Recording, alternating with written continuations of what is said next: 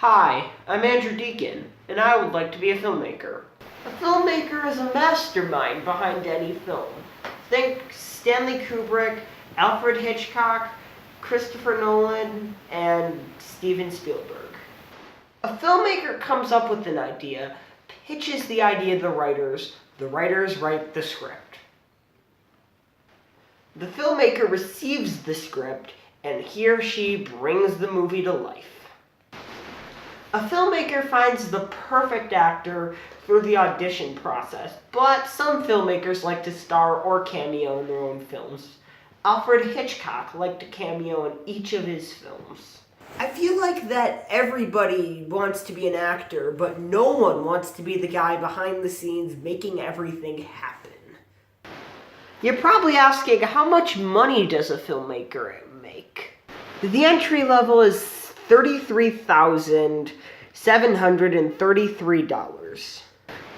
The median is $63,730. And the potential is $164,290. The hours are very unpredictable. They can be very long and very irregular. Evening, holiday, weekend work hours are very common. You can work up to 40 hours a week. Some skills are needed to be a filmmaker, which are creativity and vision. You also have to have the major responsibility, which is making all the creative decisions. Most filmmakers have a bachelor's degree in fine arts. Some filmmakers go to something called film school. Again, some filmmakers go to film school, not all of them. A lot of filmmakers swear against film school, so I guess it's optional. I mean, if you're really serious about film school, there's a program at RIT for filmmaking. Or if you're really by the book, you can always just go to NYU. NYU is a great school, but it's super expensive for tuition and room and board.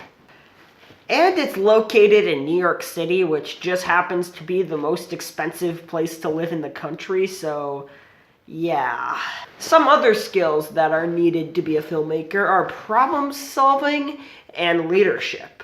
Problem solving is a skill you use every single day of your life. Every single day you run into some problem.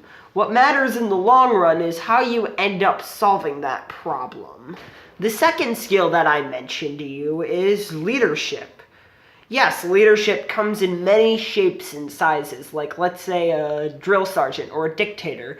But the problem of approaching things in filmmaking by being a drill sergeant or a dictator is no one's gonna really take you all that seriously. Yes, you think that they're gonna take you seriously, but in my opinion, no one's gonna really want to work for you because you take yourself way too seriously. And when no one takes you seriously, your actors aren't gonna give their best performance, and the reviews for your movie are not gonna be very good. On my Myers-Briggs test, I ended up scoring an ENFP.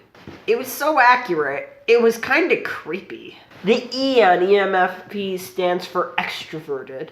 In filmmaking, it is important that you're good at communication, and introverted people, I guess, struggle with communication.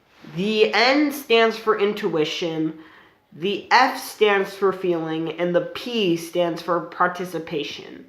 I don't get how any of this relates to filmmaking, but okay, let's just move on. The job outlook is 12% faster than average, and there's actually a pretty good reason for that. 10 years ago, filmmaking was a hard business to get into. Now in the age of smartphones, we have high-definition cameras in our pockets. This whole video is shot on my 3-year-old Galaxy S7. I think it looks pretty good. Well, there's a mic on top of it, which is improving the audio, but the picture you're seeing right now is being shot on a 3-year-old smartphone.